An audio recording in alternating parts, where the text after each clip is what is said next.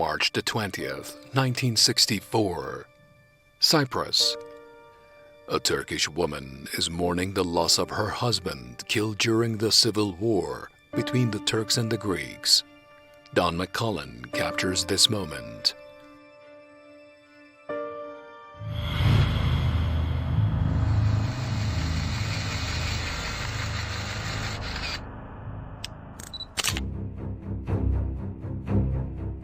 According to stone sculptures found in Cyprus, civilization in the island dates back to centuries before the Paleolithic era. The Republic of Cyprus was founded on the principle of equality between the Turkish and the Roman population of the island and the guarantees of the countries of Turkey, England, and Greece, which had signed the 1959 Zurich-London Agreement. But in 1963, armed groups supported by Greece attacked the Turkish population of the island and forcibly removed them from the politics and administration of the country. As a result, the Turkish Cypriots were expelled from the political scene.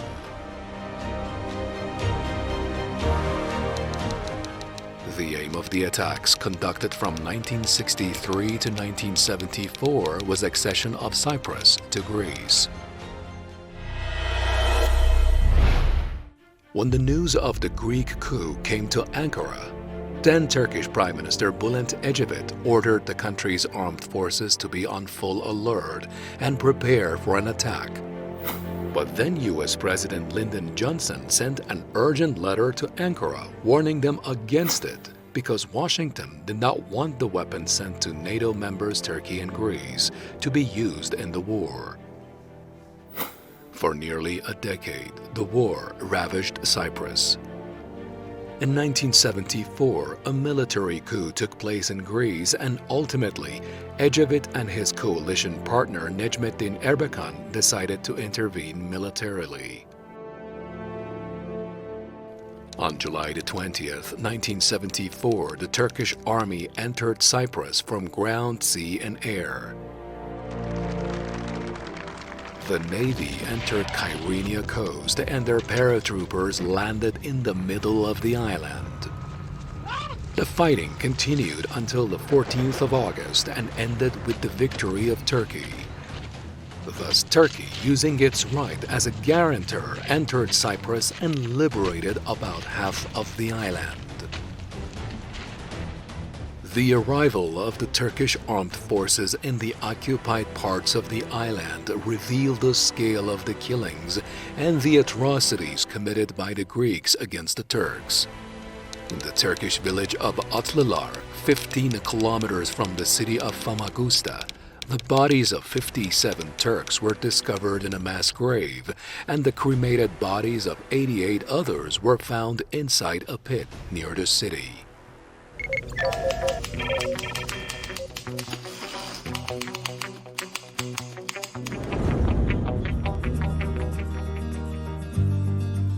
Famous British photographer Don McCullin went to Cyprus at the time of the conflict. The photos that he took of the Turks were recorded as evidence of the Greeks' atrocities. He won the World Press Photo of the Year award in 1964 for a photo that shows a Turkish woman mourning for her husband who was killed in the war. طبق معمول هر جنگی بار فجایع رو با خودش میاره برای اون سرزمین و فریمی که آقای مکالین در اینجا ثبت کرده خانومی رو داره نشون میده که به تازگی همسرش رو در این جنگ از دست داده و کودکی که ملتمسانه این مادر رو داره بغل میکنه و خانومهای دیگه‌ای که در اطراف تصویر میبینیم و همچنین کودکانی که در بک‌گراند تصویر میبینیم تلخی و دردآلودگی این فاجعه جنگ رو داره به ما نشون میده.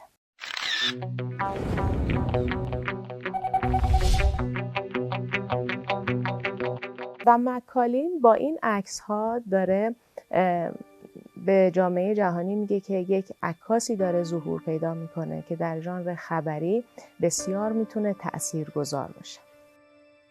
He says, Cyprus left me with the beginnings of a self-knowledge and the very beginning of what they call empathy. He felt he could unravel the essence of the terrifying things he saw in the subtlety of the tone and detail and convey that insight to the viewer. His hope was to make the world see unforgettable images.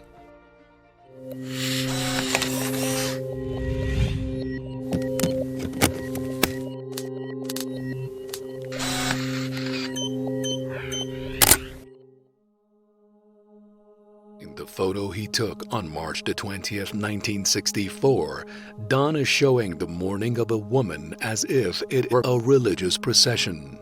If he wanted to position the hands of the people in the photo, especially the hands of a boy, to create a painting, he wouldn't have been able to arrange them with such effect and perfection. The second woman in mourning is lost in her grief and is in the same direction, making the scene look like one of collective despair. After decades, the photo still sends a deep sense of sadness.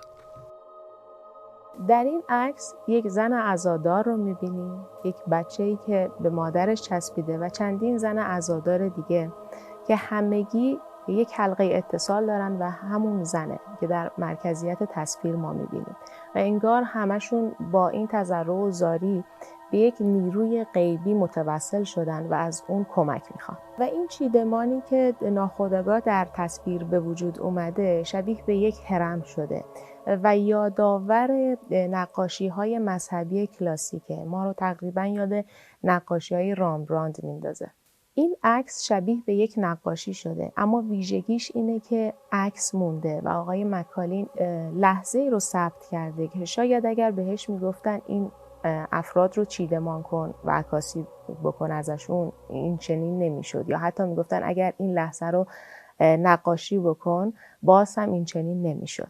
و اون لحظه ثبت نشان دهنده هوش، درایت و هنرمندی مکالینه.